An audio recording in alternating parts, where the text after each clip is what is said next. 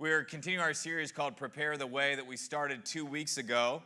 I love this season of life and season of church life as we begin to head towards Easter. You know, Easter is just a few weeks out. And so as a pastor, I'm always saying, God, what do you want us to be talking about as we begin the process of journeying towards Easter? And I have this default mechanism in me that I really don't want to talk about anything other than the ministry, the life, death, and resurrection of Jesus as I lead up towards Easter. It's just the way I've been for a number of years. You can talk about a lot of different subjects that are all important to the Christian life, but for me, I just so deeply want to look at the person of Jesus, who he is, what he did, what he accomplished, what it tells me about my own life and my own following after him. And so right now we're in the middle of the series called Prepare the Way, because there was a way that God had intended from the very beginning to redeem humanity, to call them back towards himself. And he began the process through the person of Jesus, his one and only son, sent him into the world to begin to say, let's go rescue humanity.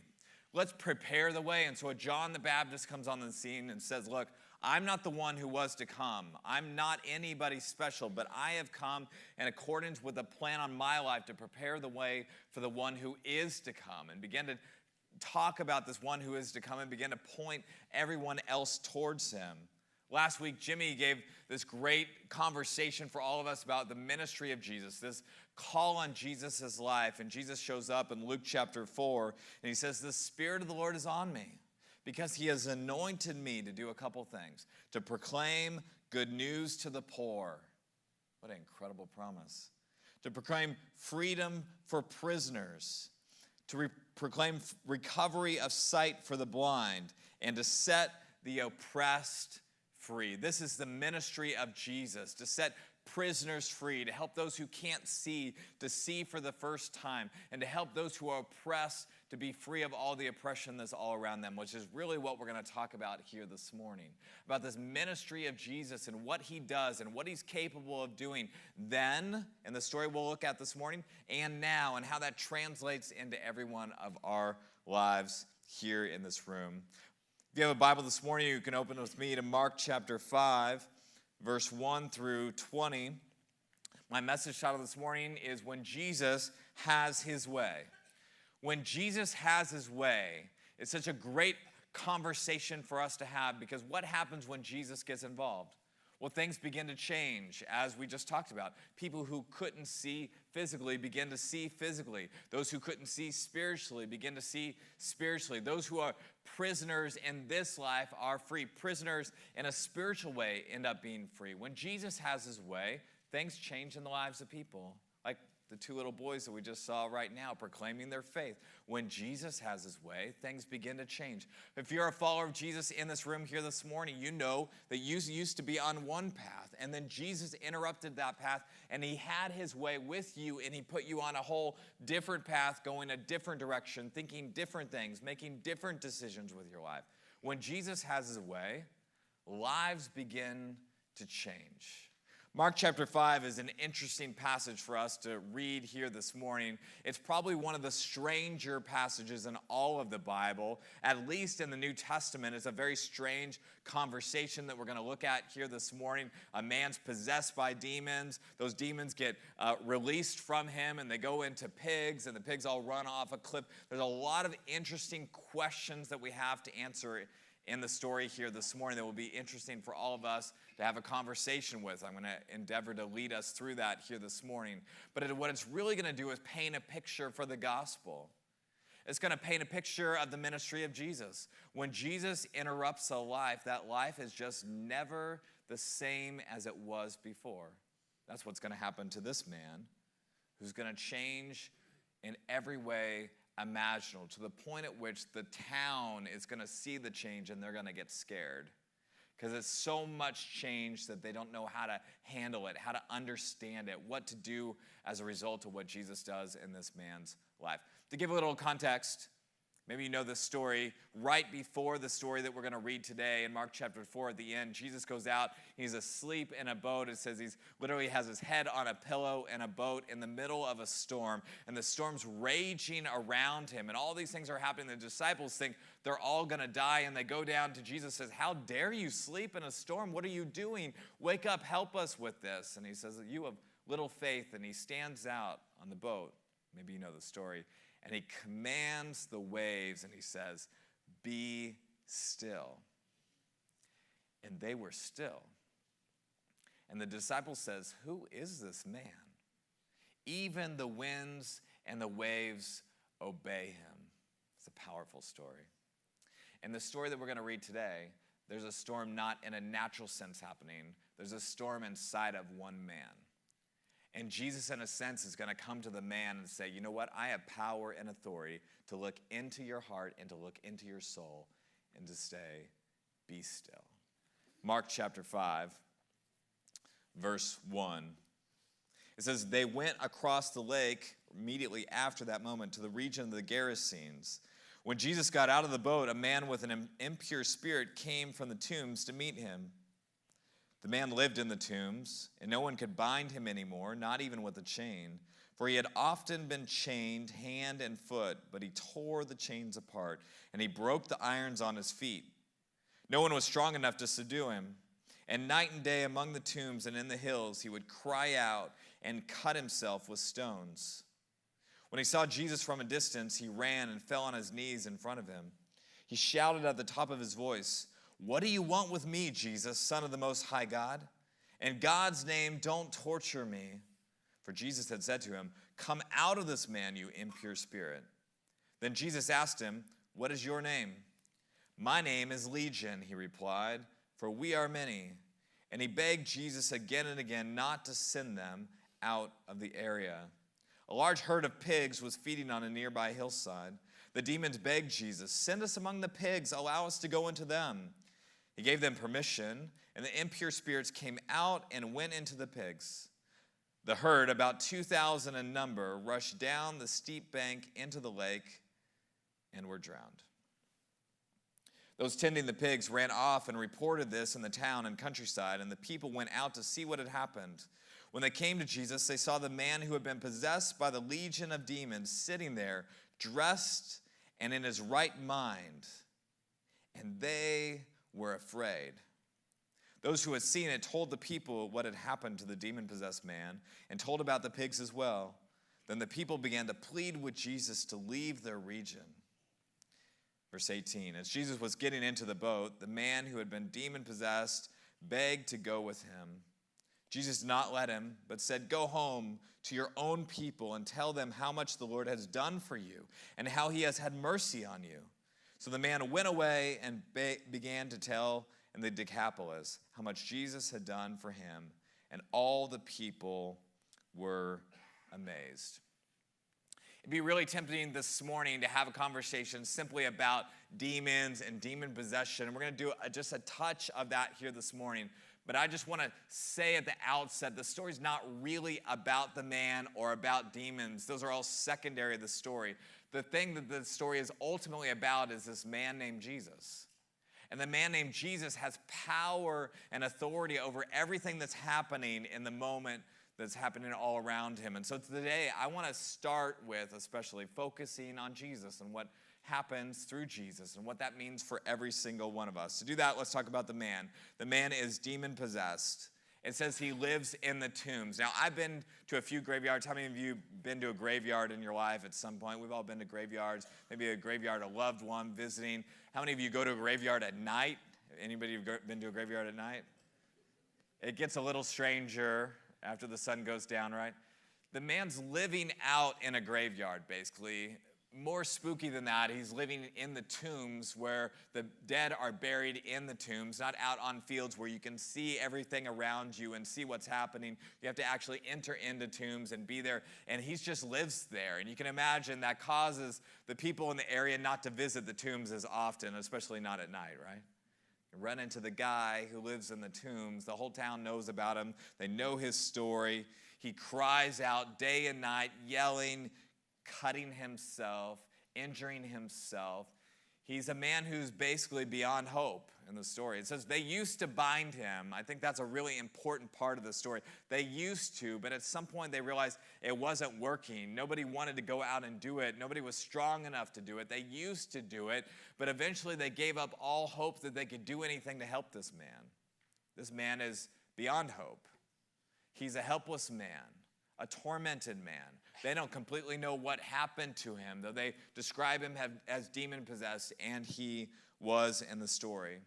What's important about the story is that the people realized how powerless they were to do anything about it. Not only to help him, to subdue him. They'd gone through, I'm sure, as a child, they thought, well, maybe we can help him in a more personal way and talk him through things. As he got older, they began to chain him, think, well, maybe that's just a phase he's going through. Something's wrong with him. We don't know what it is. They did that, but eventually they just said, we have nothing left to do. We can't help him. We can't change him. We can't feed him. We can't come close to him. He might hurt other people, and they began to give up hope on him. But Jesus shows up in the scene full of hope, full of a thought that things could change for the better. Why? Because Luke chapter 4, we talked about it this last week. He said, the Spirit of the Lord is on me to do what? To proclaim good news to the poor. This man is poor in every way imaginable. To proclaim freedom for prisoners. This man is imprisoned by all of his circumstances, by the demonic influence in his life. He has no freedom to do the things that he would do as a normal human being, especially as someone who would follow God with his life.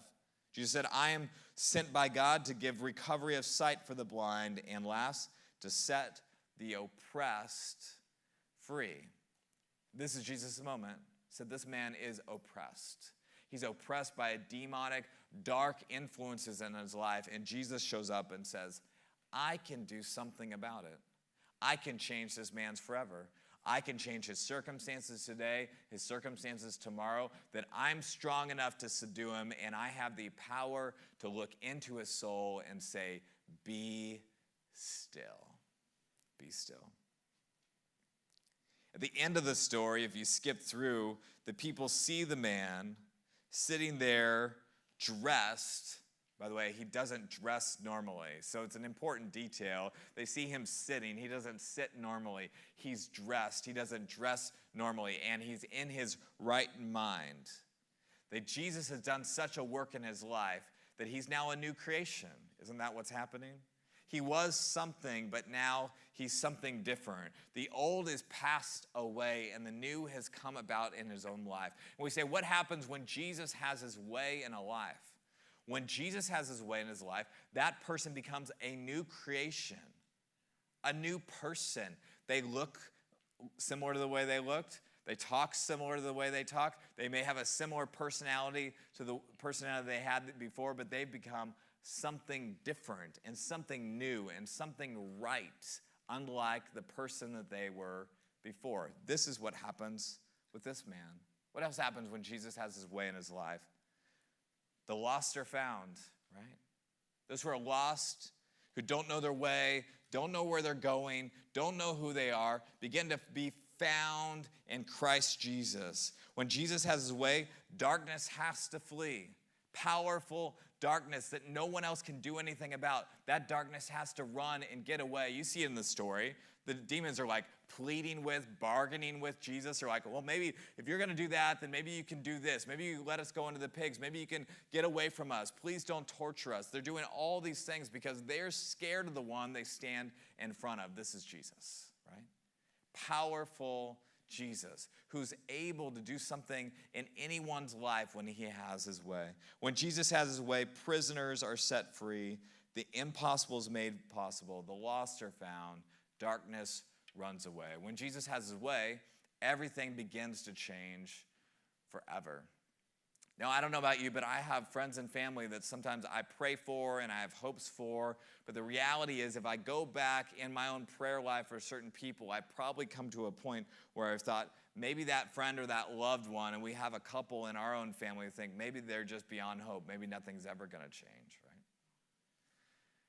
And you start praying a lot at the beginning, but as you go, you pray less and less for those people. We have family members that even fit into that context. We're just like, we just don't know. It's like we just stop praying. And the story is a call to all of us who had those people we prayed for and have stopped praying for those people to say, you know what? Jesus can still have his way with them as well. You look at this man, you think probably his mom and dad had been praying for him, friends and family had hopes for him, had dreams for him. He was a little boy just like every other little boy, and then eventually he moved out of the house and began living among tombs, and they kept praying for him and going out to talk to him, and things got worse and worse, and they stopped praying a little bit more, a little bit every single week that went by, and began to give up hope. I'm so challenged when I read this story to say, I can't give up hope on people, right? Because no one is beyond the ability of Jesus to change their life. No one's beyond it. No one's beyond that even last second moment of choice to make a different decision with their life. This man, by the way, this man's not even asking for help. You think, well, I keep trying to invite my friend to church, or I keep trying to talk to them about the gospel, or I keep explaining that I'm a follower of Jesus, and they have no interest in it.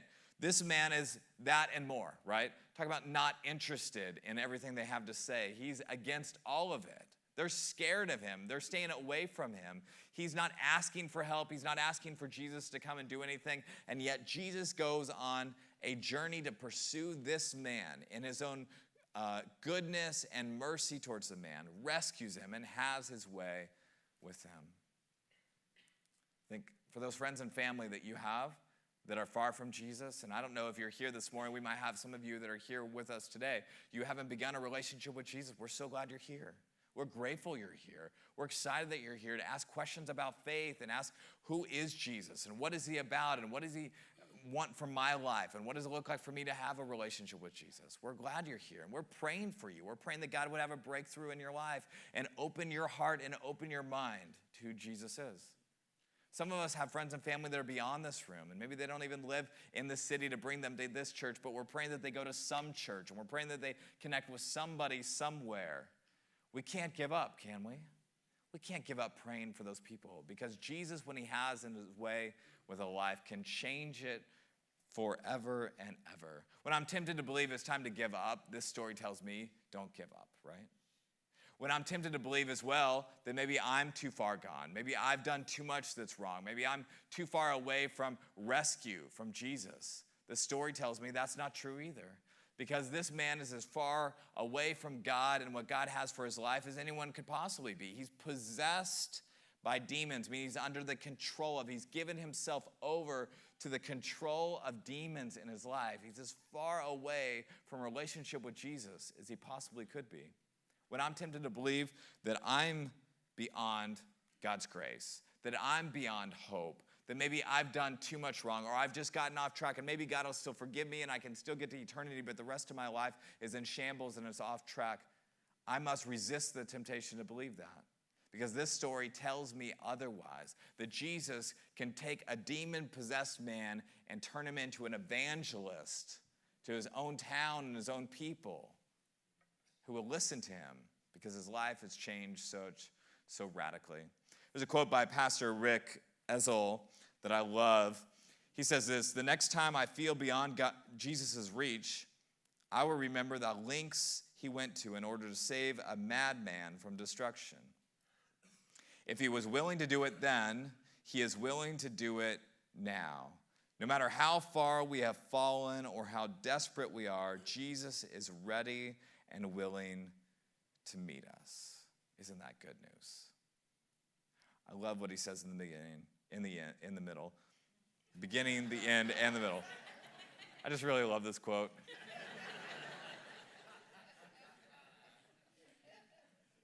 In the middle, I knew the word was out there somewhere. If he was willing to do it then, he is willing to do it now. That is the good news of the gospel. It's what I love about God's word. It is living and active. It's always teaching me something new. I can read a story from 2,000 years ago and not just get stuck that it's a story from 2,000 years ago. I can get in it, realize it actually happened in real time and space to a real man at this moment in the region of the Gerasenes, and know that that story tells a bigger picture about who God is, his character, his nature, his desires for every one of us. And if he was willing to do it for that man then it tells me, because he's the same yesterday, today, and forever, that he's willing to do it today. Willing to do it in my life. willing to do it in the lives of my loved ones. And we have choices in the matter to say yes to God or resist God. We have choices along the way, but he's willing just like he's always been willing. Just like he desired to be willing from the very beginning when he walked in the garden with Adam and Eve, searching them out. He's willing now just like he was willing then. This story is really a story of the gospel. It's a story about the idea that no one is beyond God's love, God's mercy, God's compassion, God's reach, God's power, God's willingness. You can add your word to the list. No one is beyond God's love for them, his searching after them. No matter what they've done, how much wrong they've done, how much sin that they've embraced, how much sin that we have embraced, no matter what our story is, we are not out in the cold. We're not left on the outside with no hope. If we would just open our hearts to Jesus, he will come in and he will say to our soul, be still. Let me have my way in you. And when I have my way, then you'll be unlike who you used to be. You'll be able to sit down in confidence and peace in your heart, in your right mind, in your right heart, knowing that I am good and caring and faithful and ever present and eternal, and I'm with you always to the very end of the age. What I love about the story, though, I'm glad I'm not named Legion, and some of those details related to him aren't the same for me. This man is also my story, and it's your story. And apart from Jesus Christ, this is where we end up. We end up far from him, making decisions that harm ourselves and harm those we love, tearing down relationships, bringing divorce where there was promises, bringing hardship and abuse where there should be love and care and compassion. This is our story when it's played out to the worst possible conclusion apart from Jesus. This is the story of the gospel. Jesus, thank you that I too was not beyond your love, right? And your mercy and your compassion, that you went and you found me. And though I was resisting you, though I was pushing back, asking you not to get involved in my life, you didn't let me deter you. You kept pushing further. You kept knocking on my heart and giving me more and more opportunities to say yes to you. This is the story of the man of the Gerasenes, Legion, the demoniac. His story ends up being the human story for every single one of us to take for ourselves. By the way, his name is Legion. Legion's a word he used to describe himself. It's not really the physical man's name. It's the demon speaking through him called himself Legion. Legion is the largest Roman army unit. We don't use those same ideas today, but it's about 3,000 to 6,000 troops, right? It's a very specific thing that the demon is saying. He says, because we are many. It's not just one. Wouldn't it be terrible to be possessed by a demon? It's hard to even explain and understand in a full human sense, but there's a spiritual world beyond. And this man didn't have just one demon, though that would be horrible in every way imaginable. He has thousands of demons that have possessed the man. To be possessed means that he's really under the control of this demon. The spiritual forces do a couple things in people's life. They will frustrate the person's life. If you're a follower of Jesus, you can't be possessed by a demon. You're possessed by the Spirit of God. Thank God for that. But it will frustrate. That's something the demons will do. Spiritual darkness, frustrate God's people. Will oppress, meaning just keep pushing against, like you're in a war for survival where every day, whether it's your emotions or the circumstance around you, just keep oppressing against you. Though it can't possess you, can't make you do things, can oppress you and push against you. And then possession, that's the worst possible thing that could happen. When Jesus is in a life and that life is empty, other things can come and live in that life and possess that life. That's just the teaching of Scripture. That's our understanding of everything that's talked about throughout the Bible. And this is his story. He has thousands of demons in his life, and he's under the full influence of satanic forces. What is Satan's ultimate goal, by the way? Satan's ultimate goal is to stand against whatever God wants to do. It's just a push against it. And ultimately to bring death and destruction to all of God's creation, all of God's people, all of God's plans, everywhere at all times. Now, God is more powerful, right? It's like not a fair fight, but this is the mission that Satan has taken upon himself. And in the story of Legion, Satan was doing a really effective job of it, wasn't he? I mean, how long would this man have even lived beyond this point? Weeks, months, years? We don't know. He's definitely not he's not going a good direction. His life is on the downward slope. He's having his way in this man. Jesus came on the scene and began to teach about himself and make a distinction, which is a lot of what's happening in the story. A distinction about who he is and who Satan is. And Jesus said in John chapter 10, verse 10, he said, the thief, Satan, comes only to do a couple things. To steal, to kill, and you know the last one? Destroy. To steal, kill, and destroy. But what does Jesus say? He said, but I have come that they might have life and have it abundantly.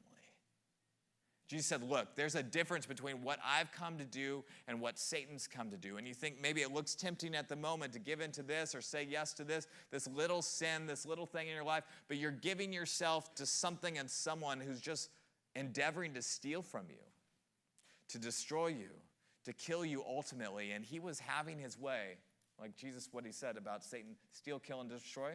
Are those things happening for this man named Legion? I mean, dramatically. They're happening to him in every way. He's stolen his future. He's stolen all his relationships. He's destroying the man day by day. And eventually it will lead to death, physical and spiritual death in the man's life. But Jesus said, I've come to have my way in the man and to change it for the better. The truth is, there is a war being waged for every human heart. Isn't that true? There's a war being waged for your heart today, tomorrow, last week. If you're a follower of Jesus, that war can never win against you fully because Jesus has you. He's in you. He's living through you. But there's still a war, make no mistake, around you. For the choices you would make, trying to get you off track, trying to get your attention to go in the wrong direction, to give yourself the things that would hurt those around you. Before Christ, there's a very much even stronger war happening all around us. Before we come to Christ, there's a war for our whole future, our eternity, to be fully separated from God from all of time. And this is what Jesus comes to change. He says, I know the war that's happening. And it's a war that has high stakes. The stakes are life and death. They are eternal in their scope. Jesus, in this moment, as he comes, he begins to enter into the war. And he says, I'm not going to lose this war. I have a plan and a purpose for this man's life. And it changes today. I will have my way with this man who's not even asking for my help. Jesus in this story, we have to say, well, so Brad, what's the deal with the pigs, right? That's really the complicated part of the story. Because Jesus, why didn't you just send them to hell? Why don't you just send them to somewhere else? Why don't you make them have no power to do anything else? It's a great question. The Bible doesn't say exactly why he does it. It doesn't answer it fully. It doesn't say, so what I'm going to say now is my opinion, as I study and as I understand it, as I've prayed through the passage multiple times, I've read other people as they've discussed it. The likely answer at the end of the day of why Jesus did this is because Jesus is setting up a dichotomy, a difference between what he's come to do and what Satan came to do. He's showing the end of his impact in a life versus the end of the impact of demonic forces, of sin, of death in a life. And the demons asked him that day, please don't send us away from this region. Help us not to go anywhere else. Will you just send us into the pigs, which seems like a very strange conversation for them to be having with Jesus about what they should do next. But Jesus gives them permission to go into the pigs. And what happens to the 2,000 pigs, by the way? 2,000? I'm not sure how long it takes for 2,000 pigs to even run off, right? I mean, just think of the mechanics, the details of the story. 2,000 pigs. They run off the cliff and they die. And Jesus is trying to tell them, this is the difference between me and everything else that you could give yourself to. He says, I come that they might have life. And they look at the man named Legion, who's not Legion anymore, by the way. He's got another name. He just hasn't been called by it for a while. He didn't remember it for a moment, but he has this name that his parents gave him from the very beginning. We're pregnant right now. We're trying to figure out the name for our child and what that child's going to be and what it's going to represent, all those kind of ideas. He had parents that did the same thing for him. And when Jesus shows up on the scene and has his way, this man comes back to life, doesn't he? He was basically dead, but he's sitting in his right mind asking Jesus if he could go with him on his travels to see the world changed by the gospel. He goes from death to life. And Jesus said, for this whole town to understand fully what I've come to do versus what the rest of the spiritual forces would want to do in the life of a person, let's just let them see a dramatic difference between me and them. And he lets the demons go into the pigs and show the conclusion of a life that gives itself to sin, that gives itself over to Satan, that gives itself over to darkness, and resist the work of Jesus in their life. And those pigs tragically run to their demise. And the whole town knows at the end of the day, though they're very confused about what they should think, that Jesus changed the man's life and had the power to do whatever else he wanted to do. The sad thing at the end of the story is that the town rejects him. Though he comes to bring life and everything else comes to bring death, they don't quite get it. They know it's impacting their pocketbooks. Some of them own some of those pigs, right? They own many of those pigs. Maybe this person owned 100 of them. That person owns 50. That person owns 5. Whatever the case is, their money ran off the cliff. By the way, we like Jesus until he interferes with our life, don't we? And he begins to interfere with their life, and they don't get the punchline at the end of the story because he hasn't yet gone to a cross, died, and rose again. They don't understand the fullness of what's happening, that he really is going to bring life to all those who bow their knee to him, and instead of bowing their knee, they resist him that day. It's one of the most tragic parts of the story. One man is saved, and the rest reject. And why that happens, it's hard to say. It's hard to explain why some begin to follow Jesus and some never do. We don't have all those answers in this life. But they reject him that day. The man is changed, the disciples are changed, but the town is left to think for years and years, and probably generation upon generation, about what was the meaning of the day that man named Jesus came to our city and fixed the guy who lived out in the tombs, but sent the pigs into the water. One day, some will wake up and realize that's because Jesus was showing that he is different, that his way always brings life, and to give yourself to anything less will only bring harm to yourself. As I close the message today, at the end of the story, the man's overcome with gratitude.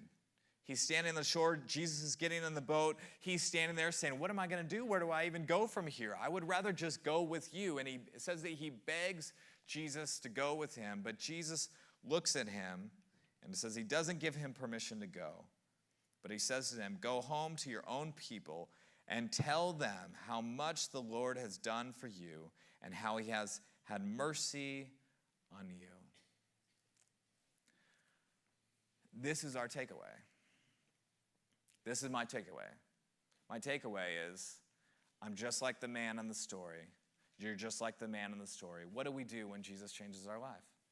We go tell the people we know about how much Jesus has changed our life, how he's had mercy on us. Not that we have all the right answers and they have all the wrong answers. That never goes over well with people. But we tell our story. I once was lost, but now I'm found. I can't explain it other than Jesus. I once saw life this way, but now I see life in a different way. He opened my eyes and opened my heart. He's changed me. I once was a prisoner to my decisions, and they weren't all good decisions. I was making decisions harming the people around me, but he set me free from making those decisions. So I'm just here to tell you, right? thinking of your friends, your family, how much he's done for me, how he's had mercy on me. I can't explain it any more than Jesus changed my life, right? If you're a follower of Jesus in this room, you know that to be true. Jesus changed your life. Some of you that came to Christ at a young age, we're celebrating that today, changed at a young age. He changed what would have been your life. And some of our testimonies are what our life would have been if we hadn't given our life to Jesus. See, the story of this man, it seems so dramatic. This man of the Gerasenes named Legion, the demoniac. Wow, it's so big, but it's really the story of humans everywhere, where there's a war being waged for their souls, and Jesus is the only one who can win the war. So we say, I can't do it on my own. You can't do it on your own. You can't just try harder tomorrow, have another New Year's resolution, just push harder, just be a different person. You can do it for a day, a week. Some of you can do it for 30, 60 days. You can start working out a ton. You can start eating better, right? But you eventually go back to who you are. And Jesus says, but when I have a way, when I have my way in a person's life, I can change them from the inside out. His story is your story. And we say, what can I do? But pray for those that I love, my friends and family. Maybe I kind of gave up some. I'm going to start praying again. I'm going to believe that there's hope for me. Even when I make bad choices in my life, there's still forgiveness for me, mercy for me. And when I tell people the gospel, when I explain the gospel, I don't come at them with all the things that they should believe differently than what they believe only. I come with them with my story, the story of life change, the story of gratitude. And that story is powerful. Can you imagine this man, by the way? Going town to town, they're like, you're the guy? You can't be the guy. You're the guy? We've heard all about you. You'd cry out day and night, didn't you? Yep, that was me. That was me. But then Jesus showed up, and he changed my life. This is the gospel.